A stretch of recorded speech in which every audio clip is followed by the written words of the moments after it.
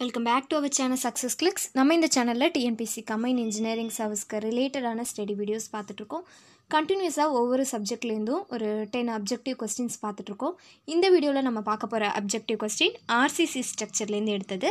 Subdivision, limit state and working stress method, இந்த ரெண்டு மெத்தட்லேருந்து எடுத்திருக்க அப்ஜெக்டிவ் கொஸ்டின்ஸ் தான் இந்த வீடியோவில் நம்ம பார்க்க போகிறோம். கொஸ்டின்ஸ் பார்க்குறதுக்கு முன்னாடி சேனலை இது வரைக்கும் சப்ஸ்கிரைப் பண்ணலன்னா மறக்காமல் சப்ஸ்கிரைப் பண்ணுங்கள். அப்போ தான் நான் போடுற வீடியோக்கான நோட்டிஃபிகேஷன் உங்களுக்கு கண்டினியூஸாக வரும். ஆர்சிசி ஸ்ட்ரக்சரை பொறுத்த வரைக்கும் ஏற்கனவே நிறைய வீடியோ பார்த்துருக்கோம். ஸோ எல்லா வீடியோக்கான லிங்க்குமே கீழே டிஸ்கிரிப்ஷன் பாக்ஸில் இருக்குது, வேணுங்கிறவங்க யூஸ் பண்ணிக்கோங்க. இன்றைக்கி பார்க்க போகிற first question, in case of working stress method of design the design load is. In case of working stress method of design the design load is. Working stress மெத்தடில் டிசைன் லோட் எதுக்கு ஈக்குவலாக இருக்குன்னு கேட்குறாங்க. Option A the characteristic load, option B the characteristic load with appropriate partial factory safety, option C the characteristic load with appropriate factor of safety, option D greater of B and C above. So இதில் working stress method of design எதுக்கு ஈக்குவல்னு கேட்குறாங்க. So மொத்தமாகவே ரெண்டு method தானே, ஒன்று working stress, இன்னொன்று limit state method. Working stress மெத்தடை பொறுத்த வரைக்கும் டிசைன் லோட் எப்போதுமே கேரக்டரிஸ்டிக் லோடுக்கு ஈக்குவலாக இருக்கும். இதுவே லிமிட் ஸ்டேட் டிசைன் கேட்டால் characteristic load into factor of safety. So இதுதான் ஒரு முக்கியமான டிஃப்ரென்ஸ் இந்த ரெண்டு மெத்தடுக்கும். ஒர்க்கிங் ஸ்ட்ரெஸ் மெத்தடில் design load equal to characteristic load, இதுவே லிமிட் ஸ்டேட் மெத்தட் கேட்டிருந்தா design load equal to characteristic load into factor of safety. So இங்கே கேட்டிருக்க ஒர்க்கிங் ஸ்ட்ரெஸ் மெத்தடுங்கிறதுனால ஆப்ஷன் வந்து A, answer is the characteristic load. Next question, the minimum grade of reinforced concrete in sea water as per IS 456/2000 is. The minimum grade of reinforcement in concrete sea water as per IS 456/2000. So sea waterல minimum grade of concrete ரெயின்ஃபோர்ஸ்மெண்ட்டுக்கு எவ்வளோ இருக்கணும்? C வாட்டரில் RCC போடுறோம் இல்லையா, so அதுக்கு great எவ்வளோ இருக்கணும்னு கேட்குறாங்க. ஸோ சி வாட்டரை பொறுத்த வரைக்கும் ரெண்டு கண்டிஷன் இருக்குது. ஒன்று பிளைன் காங்கிரீட் போடுறது, இன்னொன்று ஆர்சிசி போடுறது. ஸோ ஃபஸ்ட்டு பிளைன் காங்கிரீட் கேட்டிருந்தா M20, சி வாட்டரில் பிளைன் காங்கிரீட் M20, இதுவே ரெயின்ஃபோர்ஸ்மெண்ட் கேட்டிருந்தா M30. ஸோ இங்கே கேட்டிருக்கிறது the minimum grade of reinforced concrete in sea water. So reinforced கேட்டிருக்காங்க, அதனால் ஆன்சர் சி M30. இதுவே பிளைன் காங்கிரீட் சி வாட்டரில் கேட்டிருந்தா ஆன்சர் வந்து M20. Next question, the additional cover thickness in reinforced cement concrete members totally immersed in sea water is. Additional cover thickness in reinforced cement concrete member totally immersed in sea water. So ஒரு reinforcement member வந்து C வாட்டரில் ஃபுல்லாக immersed ஆகிருக்கு. So அதோட additional cover thickness என்னன்னு கேட்குறாங்க. So இதுக்கு வந்து நிறைய கண்டிஷனல் இருக்குது. பார்ஷியலாக இம்மர்ஸ்டான எவ்வளவு, ஃபுல்லி இம்மர்ஸ்டான எவ்வளோங்கிறது ஒரு டேபிள் வச்சு சொல்லுவாங்க. ஸோ ஃபஸ்ட்டு நான் என்ன சொல்கிறேன்னா, எப்போதுமே நார்மல் திக்னஸ்னு ஒன்று இருக்கும். ஸோ நார்மல் திக்னஸ் வந்து 20 mm. ஸோ இது வந்து ஸ்டாண்டர்ட் வேல்யூ. எந்த கொஸ்டின் கேட்டிருந்தாலுமே நார்மல் திக்னஸ் வந்து 20 mm. ஸோ அடுத்து இவங்க கொடுத்துருக்க எக்ஸ்ட்ரா கண்டிஷனை பார்க்கணும். இவங்க கொடுத்துருக்க extra condition immersed C water. So இதுக்கு டேபிள் வேல்யூ வச்சு எடுக்கணும். ஸோ அந்த டேபிள் வேல்யூ ஒரு வேல்யூ வரும் இல்லையா, ஸோ அந்த வேல்யூவோட இந்த நார்மல் கவர் வேல்யூவை மைனஸ் பண்ணும்போது என்ன ஆன்சர் வருதோ அதுதான் அடிஷ்னல் கவர் திக்னஸ்ன்னு சொல்கிறது. So first normal cover value 20 mm. So அதுதான் எல்லாத்துக்குமே கவர் திக்னஸ் 20 mm. அதோட இவங்க கொடுத்துருக்க ஸ்பெஷல் கண்டிஷனுக்கு என்ன வேல்யூன்னு பார்த்துட்டு அந்த வேல்யூவோட மைனஸ் பண்ணும்போது தான் அடிஷ்னல் கவர் திக்னஸ் வரும். ஸோ ஃபஸ்ட்டு டேபிள் பார்த்துட்டு வரலாம். ஸோ மைல்டு கண்டிஷன், அதாவது normal cover is 20 mm, moderate, alternate, freezing and thawing. இந்த condition freezing condition and thawing condition கொடுத்துருந்தா ஆன்சர் 30. இதுவே severe immersed in sea water, இதுதான் நமக்கு கேட்டிருக்குது.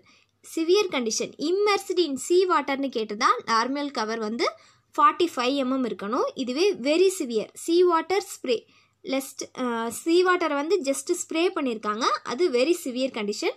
ஸோ அப்போ நாமினல் கவர் 50. எக்ஸ்ட்ரீம்ங்கிறது டைடல் ஜோனில் இருக்கிறது, nominal cover 75 mm. So mild கண்டிஷனுங்கிறது எல்லாத்துக்குமே நார்மல் தான். ஸோ நார்மலுக்கு 20 mm நாமினல் கவர், அடுத்து moderate freezing and thawing condition கொடுத்துருந்தா nominal cover 30 mm, severe condition அதாவது இம்மர்ஸ்டு இன் சீ வாட்டருக்கு 45 mm, so very severe 50 and extreme tidal ஜோனுக்கு 75 mm. ஸோ நமக்கு கொடுத்துருக்கிறது இம்மர்ஸ்டு இன் சீ வாட்டர்னு கொடுத்துருக்காங்க. இதுக்கு நாமினல் கவர் எவ்வளோ இருக்குது?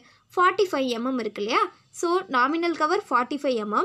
நார்மலாக நம்ம போடுற எல்லா கவருக்குள்ள அடிஷ்னல் திக்னஸ் வந்து 20. ஸோ 45 மைனஸ் 20 போட்டால் ஆன்சர் 25 mm வரும்.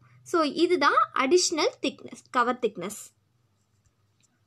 ஸோ இங்கே பாருங்கள், additional cover thickness in reinforced cement concrete member totally immersed in sea water. So totally immersed in sea water கண்டிஷனுக்கு 45 mmனு டேபிளில் இருக்குது. ஸோ இங்கே கேட்டிருக்கிறது அடிஷ்னல் கவர் திக்னஸ் கேட்டிருக்காங்க. ஸோ இதில் நாமினல் கவர் திக்னஸை மைனஸ் பண்ணும்போது 45 மைனஸ் 20 போட்டால் ஆன்சர் இஸ் 25 mm. ஸோ இதுதான் additional cover thickness. So additional cover thickness is answer A 25 mm. Next question. In a singly reinforced beam, if the permissible stress in concrete reaches earlier than permissible stress in steel, the beam section is called. In a singly reinforced beam, the permissible stress in concrete reaches earlier than permissible stress in steel, the beam section is called. Option A, under reinforced section. Option B, over reinforced section. Option C, balanced section. Option D, economical section. So இவங்க கொடுத்துருக்கிறது என்ன? Permissible லிமிட்டை வந்து concrete முதல்ல reach பண்ணிடுச்சு, அதுக்கு பேர் என்னன்னு கேட்குறாங்க. அண்டர் ரெயின்ஃபோர்ஸ்டா, ஓவர் ரெயின்ஃபோர்ஸ்டா, பேலன்ஸ்டு செக்ஷனா? ஸோ இந்த அண்டர் ரெயின்ஃபோர்ஸ்மெண்ட், ஓவர், பேலன்ஸ்டு இது மூணுக்குமே வந்து ஒரே மாதிரியான கண்டிஷன்ஸ் இருக்குது. அதை புரிஞ்சுக்கிட்டிங்கன்னா இந்த 3 கொஸ்டின்மே உங்களுக்கு ஈஸியாக இருக்கும். ஸோ ஃபஸ்ட்டு பர்மிசிபிள் ஸ்ட்ரெஸ் இருக்கு இல்லையா, அதுதான் நம்மளோட லிமிட். அந்த வந்து யார் முதல்ல ரீச் பண்ணுறாங்களோ அதை பொறுத்து தான் இந்த மூணு கேட்டகரியாக பிரிய போகுது. ஸோ பர்மிசிபிள் ஸ்ட்ரெஸ் லிமிட்டை காங்கிரீட் முதல்ல ரீச் பண்ணிடுச்சுன்னா அது over reinforced section. So concrete முதல்ல ரீச் பண்ணிட்டுனா அது ஓவர் ரெயின்ஃபோர்ஸ்ட். அதே பர்மிசிபிள் லிமிட்டை ஸ்டீல் முதல்ல ரீச் பண்ணிட்டுனா அது அண்டர் ரெயின்ஃபோர்ஸ்மெண்ட். இந்த ஸ்டீல் அண்ட் காங்கிரீட் ரெண்டும் ஒரே டயத்தில் ரீச் பண்ணிடுச்சுன்னா அது balanced section. So first concrete permissible லிமிட்டை வந்து ரீச் பண்ணுனா அது ஓவர் ரெயின்ஃபோர்ஸ்ட். ஸ்டீல் முதல்ல ரீச் பண்ணுனா அது அண்டர் ரெயின்ஃபோர்ஸ்டு செக்ஷன். பேலன்ஸ்டு செக்ஷனுங்கிறது ரெண்டும் ஒரே டயத்தில் ரீச் பண்ணிடுச்சுன்னா அது பேலன்ஸ்டு செக்ஷன். ஸோ இப்போ நமக்கு கொடுத்துருக்க கொஸ்டினை பாருங்கள்.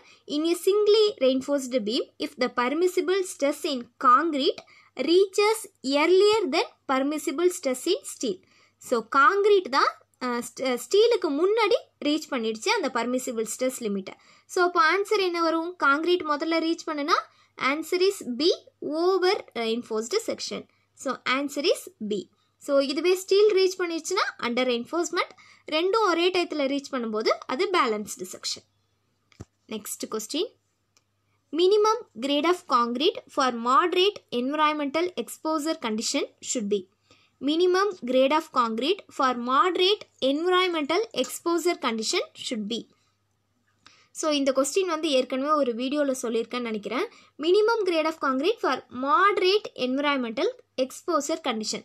ஸோ இந்த என்விரான்மெண்டல் எக்ஸ்போசர் கண்டிஷனுக்கு கோட் புக்கில் வந்து ஒரு டேபிள் இருக்கும். ஸோ M20லேருந்து அந்த டேபிள் வந்து ஆரம்பிக்கும். ஸோ இது வந்து மைல்டு காங்கிரீட், M20ங்கிறது மைல்டு காங்கிரீட். அடுத்து மாடரேட்டுங்கிறது M25, M30 வந்து சிவியர் கண்டிஷன், M35ங்கிறது வெரி சிவியர் கண்டிஷனுக்கு வரும்.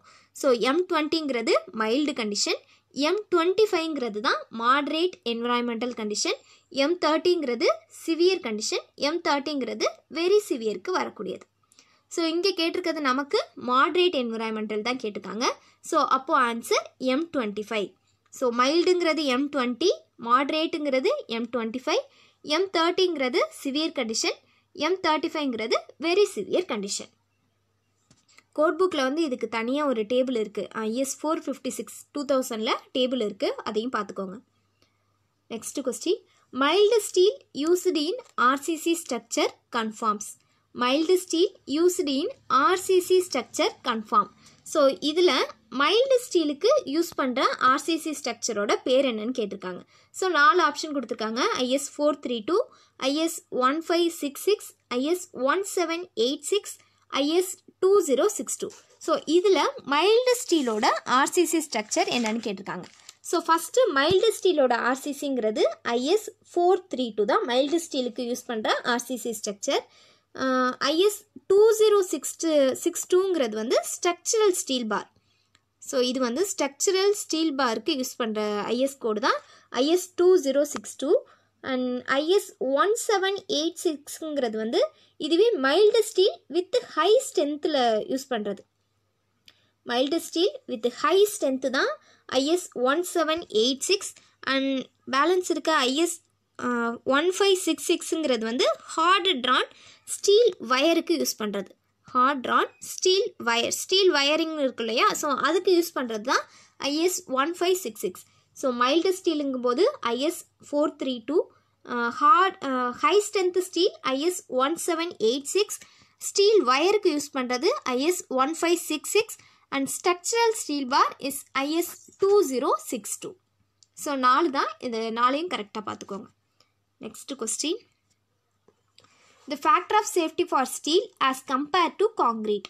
The factor of safety for steel as compared to concrete. So factor of safety ஸ்டீலுக்கு எப்படி இருக்குன்னு கேட்குறாங்க காங்கிரீட்டை கம்பேர் பண்ணும்போது. ஸோ ஸ்டீலோட ஃபேக்டர் ஆஃப் சேஃப்டி இஸ் 1.15. இதுதான் ஸ்டீலுக்குள்ளது. காங்கிரீட்டோட factor of safety is 1.5. So ஸ்டீலை வந்து காங்கிரீட்டோட கம்பேர் பண்ணும்போது ஸ்டீலுக்கு எப்படி இருக்குது, கம்மியாக இருக்குது. ஸோ காங்கிரீட்டோட ஸ்டீலுக்கு வந்து லோவாக இருக்குது. ஸோ அப்போது the factor of safety for steel as compared to concrete is lower. இதுதான் answer. The factor of safety for steel as compared to concrete is lower. ஸ்டீலோட ஃபேக்டர் ஆஃப் சேஃப்டி 1.15, காங்கிரீட்டுக்கு 1.5. ஸோ ஸ்டீலுக்கு கம்மியாக இருக்குது. Next question. The limit state approach spacing of main reinforcement controls primarily. The limit state approach spacing of main reinforcement controls primarily. அதாவது main ரெயின்ஃபோர்ஸ்மெண்ட்டில் கொஞ்சமாக spacing கொடுக்குறாங்க. So அந்த ஸ்பேசிங் எதை கண்ட்ரோல் பண்ணுறதுக்காக கொடுக்குறதுன்னு கேட்குறாங்க. ஸோ மெயின் ரெயின்ஃபோர்ஸ்மெண்ட்டில் ஸ்பேசிங் வந்து எப்போதுமே கிராக்கிங்கை கண்ட்ரோல் பண்ணுறதுக்காக கொடுக்குறது. ஸோ இந்த limit state approach spacing of main reinforcement controls primarily cracking. So இங்கே கொலாப்ஸ் அண்ட் டியூரபிலிட்டிக்கு வந்து வாய்ப்பு கிடையாது. டிஃப்ளெக்ஷன் வந்து எப்படி கண்ட்ரோல் பண்ணுவாங்கன்னா correct appropriate ratio of span to depth ரேஷியோவை கரெக்ட் பண்ணி தான் டிஃப்ளெக்ஷனை கண்ட்ரோல் பண்ணணும். மெயின் ரெயின்ஃபோர்ஸ்மெண்ட்டில் ஸ்பேசிங் கொடுத்தா அது எப்போதுமே கிராக்கிங்கை தான் கண்ட்ரோல் பண்ணும். So answer is D, cracking. Next question. According to IS 456, the number of grade of concrete mix is. According to IS 456, the number of grade of concrete mixes. So IS 456 படி மொத்தம் எத்தனை grade of concrete mix இருக்குன்னு கேட்குறாங்க. So இந்த great of கொஸ்டினை பொறுத்த வரைக்கும் நிறைய டைப்பில் வந்து இந்த கிரேடு வந்து கேட்பாங்க. ஸோ எப்போதுமே ஸ்டாண்டர்டாக ஜென்ரலாக எத்தனை கிரேடு இருக்குன்னு கேட்டுட்டா ஆன்சர் வந்து 7. ஸோ 7 என்னென்ன அப்படின்னா M25ல் ஆரம்பிக்கும். M25, 30, 35, 40, 45, 50, 55. ஸோ 25, அதுக்கப்புறம் 30, 35, 40, 45, 50 அண்ட் 55. ஸோ இதுதான் ஸ்டாண்டர்ட் கிரேட். ஸ்டாண்டர்ட் கிரேட் வந்து மொத்தம் 7 தான். According to IS 456, the number of grade of concrete mix is 7. So இதுதான் கரெக்டான ஆன்சர். என்னென்ன கிரேடுனா M25, 30, 35, 40, 45, 50, 55. இது வந்து ஸ்டாண்டர்டாக உள்ள கிரேட். எல்லாத்துக்கும் பொதுவான மொத்தமாக இருக்கிற கிரேடு வந்து 7. ஸோ இதுவே இன்னொன்று இருக்குது, ஆர்டினரி கிரேடுன்னு கொடுத்துருப்பாங்க. அப்போது ஆன்சர் வந்து 3 வரும். Ordinary grade of concrete answer 3 வரணும். அது என்னென்ன கிரேடுனா M10, M15, M20. இது 3 தான் ஆர்டினரி கண்டிஷனுக்கு யூஸ் பண்ணுற கிரேட். ஸோ ஆர்டினரி கண்டிஷனுக்கு 3 கிரேட் M10, M15, 20. ஜென்ரலாக சாதாரணமாக கிரேட் ஆஃப் காங்கிரீட்னு கேட்டுட்டா 7ன்னு சூஸ் பண்ணிடணும். ஸோ இந்த 5 எதுக்கு ஆன்சர் வரும்னா ஹை ஸ்ட்ரென்த்து கிரேடுன்னு ஒன்று டிவிஷன் இருக்குது. ஸோ ஹை ஸ்ட்ரென்த்து கிரேடுன்னு கேட்டிருந்தா மட்டும்தான் ஆன்சர் வந்து 5 வரும். என்னென்ன ஹை ஸ்ட்ரென்த்து கிரேடுனா M60, 65, 70, 75, 80. 70, 75, 80. ஸோ இதெல்லாம் வந்து ஹை ஸ்ட்ரென்த் கிரேட். 60, 65, 70, 75, 80ங்கிறது high strength grade. So high strength grade is 5 and இது வந்து இந்த 3 வந்து ஆர்டினரி கிரேட், இது 3. ஸோ ஸ்டாண்டர்டாக வரக்கூடியது எல்லாத்துக்குமே ஆன்சர் வந்து 7. ஸோ இதுதான் இந்த கிரேடு கொஸ்டினில் ஒரு முக்கியமானது. ஸோ இன்னொன்று எப்படி கொடுத்துருப்பாங்கன்னா, இந்த காங்கிரீட் டெக்னாலஜி புக்கில் வந்து ஃபஸ்ட்டு ஆரம்பிக்கும் போது M33 33, 43, 53ன்னு ஒன்று கொடுத்துருப்பாங்க. ஸோ அதை நிறைய பேர் ஞாபகம் வச்சுட்டு ஸ்டாண்டர்ட் கிரேட் வந்து 3ன்னு எல்லாத்துக்குமே வந்து அடிப்பீங்க. ஸோ அது வந்து தப்பு. அந்த ஆன்சர் வந்து என்ன ஸ்ட்ரென்த்துக்காக கொடுத்தது. ஸோ M33னா 33 கேரக்டரிஸ்டிக் ஸ்ட்ரென்த் வந்து 33 இருக்குன்னு நமக்கு புரிஞ்சுக்கிறதுக்காக கொடுத்தது தான் அந்த 33, 43, 53. ஸோ அதை வந்து இங்கே ஆன்சராக வந்து சூஸ் பண்ணக்கூடாது. ஸோ எப்போதுமே ஸ்டாண்டர்டாக கிரேடு வந்து 7 தான். So standard grade is 7. So இந்த 3 வந்து ஆர்டினரி கண்டிஷனுக்கு உள்ளது, 5 வந்து ஹை ஸ்ட்ரென்த்துக்கு உள்ளது. ஸோ இந்த இதுலேயே 3 கொஸ்டின் கவர் ஆகிடுது. ஸோ இது மட்டும் இல்லாமல் புதுசாக இப்போ கேட்லலாம் ஒரு கொஸ்டின் கேட்குறாங்க. IS 456 எடிஷன் வந்து 2013 ஒரு எடிஷன் இருக்குது. அமெண்ட்மெண்ட் 4 படி அதில் சேர்த்துருக்காங்க. ஸோ அதில் ஸ்டாண்டர்ட் கிரேட் வந்து 8ஆக சேர்த்துருக்காங்களாம். ஸோ ஸ்டாண்டர்டாக நமக்கு 7 தானே இருக்குது, அந்த 2013க்குள்ள ரிவிஷன் படி 8ஆக சேர்த்துருக்காங்களாம். ஸோ 8ஆவதாக சேர்த்தது M60 கிரேடு. 8ஆவதாக சேர்த்த கிரேடு 2013 அமெண்ட்மெண்ட் 4 படி சேர்த்தது M60 கிரேடு. ஸோ அதையும் ஞாபகம் வச்சுக்கோங்க. Next question, why are steel reinforcing rod used in concrete beams? Why are steel reinforcing rod used in concrete beam? So காங்கிரீட்டில் ஸ்டீல் ராடை யூஸ் பண்ணுறதுக்கான ரீசன் என்ன? To make it carry compression, to make it carry tension, to make it carry compression as well as tension and none of this. So காங்கிரீட்டில் என்ன ரீசனுக்காக ஸ்டீலை வந்து யூஸ் பண்ணுறோம் அப்படின்னா, concrete is strong in compression, week in tension. So tension side வந்து வீக்காக இருக்கு இல்லையா காங்கிரீட், ஸோ அதுக்காக தான் ஸ்டீலை வந்து யூஸ் பண்ணுறோம். ஸோ ஸ்டீல் வந்து ஸ்ட்ராங்காக இருக்கும் டென்ஷன் இதில், அதனால தான் to make it carry tension. Steel reinforcement வந்து டென்ஷனை கேரி பண்ணும், அந்த ஒரே ஒரு ரீசனுக்காக தான் காங்கிரீட்டில் வந்து ஸ்டீல் ராடை யூஸ் பண்ணுறோம். So why are steel reinforcing rod used in concrete beams? To carry tension. Option B is the correct answer. Next question. RCC was developed and first used by. RCC was developed and first used by. So RCC concrete கண்டுபிடிச்சவர் யாரு, அதை first use பண்ணது யாருன்னு கேட்குறாங்க. So ஆர்சிசியை கண்டுபிடிச்சவர் François காயிக்னெட் தான் RCC கண்டுபிடிச்சவர். இங்கே இருக்க Joseph Aspdin வந்து father of Portland cement. Joseph Aspdin father of Portland cement. இவர் ஜோசப் மொய்னர் வந்து எதை கண்டுபிடிச்சார் அப்படின்னா ஃபெர்ரோ சிமெண்ட்டை கண்டுபிடிச்சவர். ஜோசப் மொய்னர் வந்து ஃபெர்ரோ சிமெண்ட்டை கண்டுபிடிச்சவர். இவர் ஜான் ஸ்மிட்டன் வந்து இவரும் one of the father of civil engineering. இவர் ஃபாதர் ஆஃப் சிவில் இன்ஜினியரிங்.